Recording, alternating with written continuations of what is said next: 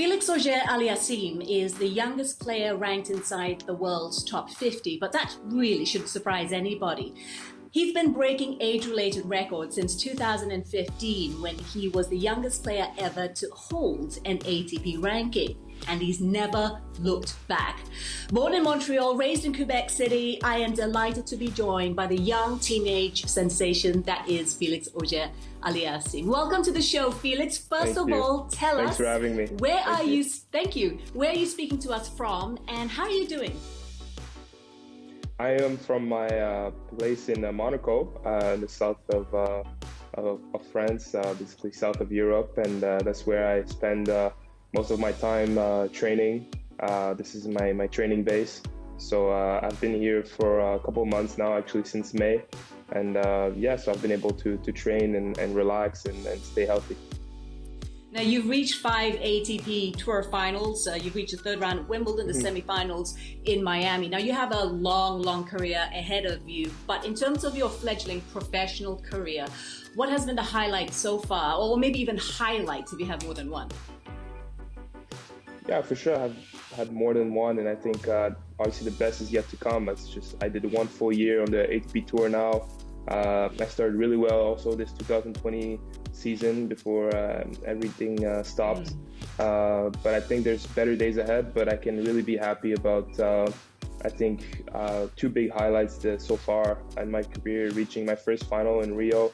That was a big moment, big achievement because I cracked the top 100 the same time that week, and then later on I ended up in the semifinals at Miami. And when you finish in the last four at a big event like Miami, it just it just brings you a lot of confidence and happiness, and you're just proud of all the work that's been done before that, and it proves you that you're in the right place. Are you aware of all the hype and all the expectation that everyone is putting on you? And if so, how do you handle it? How do you juggle all these emotions? Yeah, well, I've been more aware of it sometimes. I think most of the time I try to focus on really what I can control, and that is what is around me and my team, my family, the efforts and the work that I'm going to put every day. The consistency of what I do is what I control, but then obviously the outside pressure, I've gotten more and more aware of it, and the hype that's been around me. And I got to say, sometimes it's been tougher than other times. For example, last year in Wimbledon, obviously because I played really well in the 2 weeks coming to the tournament, there was high expectations, and the media were putting me in the top players to go deep in the tournament. And I just felt like, wow, that was pretty big because it was my first Wimbledon. I was just trying to enjoy my time, and then all of a sudden I was put as maybe the fifth best contender for the title. So it was big expectations on me, and I feel like that was mentally tough to handle at sometimes, but overall I've been able to handle it really well. And I think all these situations, even if they felt bad at the moment, they're going to help me in the future. So every time any situation that's happening, I try to take the positive from it and learn from it and move forward. Very good advice for anybody out there. Now, I wanted you to take us back to when it all began. I know your dad is a tennis coach. Your sister also plays tennis, so it was only a natural progression that you picked up the sport as well. But given your physical ability, Felix, you could have probably excelled in any sport that you played. So what was it about tennis that hooked you? Well, my dad was really passionate, and to be honest, he put a racket in my hand as soon as I could almost walk. I don't really have a memory of not playing tennis, and since then, I think, when a parent like this transfers his passion to you, and you feel the love around the sport, and you feel how passionate they are and what they do, you just kind of want to jump in. And then since I jumped in, I had good results, I was playing well, I was liking it. And then I really never looked back. And I remember from the age of 7 or 8 years old, telling my dad that I wanted to be a professional player. But I didn't know what that meant. I just knew that if I could just play tennis and not do anything else, that would be a dream. And now the dream is really true. What did your mom make of all this time you were spending on the tennis courts playing tennis day in, day out? What did she say? Well, she was always, she's a teacher, so she was always really careful with the balance between sports and education. And I think that was also a great thing, because as much as I love tennis, I also needed to keep good results in school, good grades. And, my parents were really careful about that I had a balanced childhood, even though I was traveling around the world since the age of 11 or 12 to compete in tournaments, missing a lot of school days.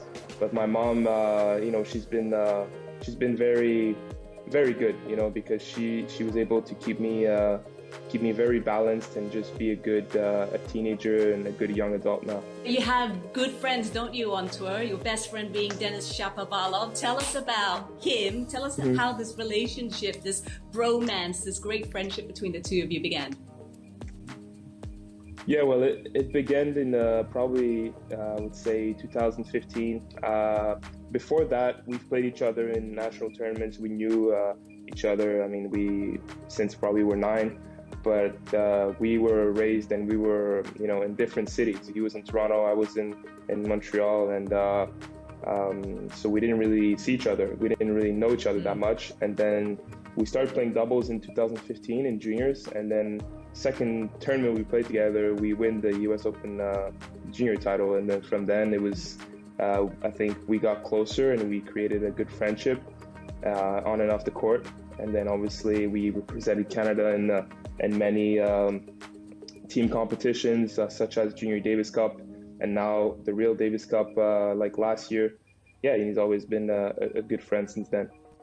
Yes, so Denis Shapovalov, you, Felix Auger Aliassime, we've got Milos Raonic, we have Bianca Andreescu. It's a really good time, isn't it, for Canadian tennis? Can you explain why all of you are hitting the mark at this point in time? Yeah, I mean, for sure, Bianca has raised the bar, winning the first Grand Slam of Canadian tennis in singles. It's been unbelievable, and I'm really proud and happy to be a part of that. This generation of players that I grew up with. I saw Bianca rise through the rankings and get better year after year. Dennis as well, and obviously I followed really closely what Ginny and Milos and Vasek did over the last few years, and it's a great momentum, and I think we really push each other to higher levels. I think it motivates us to see that our partners or teammates are doing also good. People back home are loving what is going on with tennis, and when you receive that kind of energy and love, it can only be a good thing.